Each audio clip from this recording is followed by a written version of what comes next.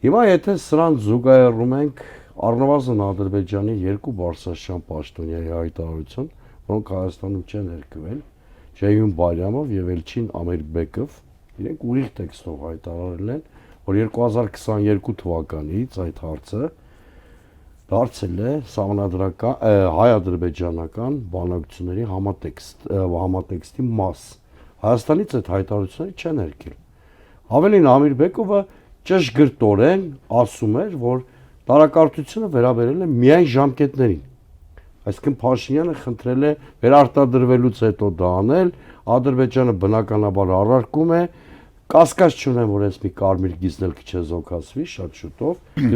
օրենսդրությունը կփոխենք մեկտեղ են ազգային ժողովի ընտրությունները սահմանադրական հարակվեի հետ։ Ինչի է պետք դա Ադրբեջանի շատ պարզ է։ Նախ տեխնիկական պատճառ կա, Ադրբեջանը չի ուզում ստորագրել խաղաղության պայմանագիր եւ շարունակ ինչ-որ պահանջներ է դնում։ Երկրորդը Ադրբեջանը ցանկանում է ընդհանրապես հասնել Հայաստանի Հանրապետության ապալեգիտիմացմանը։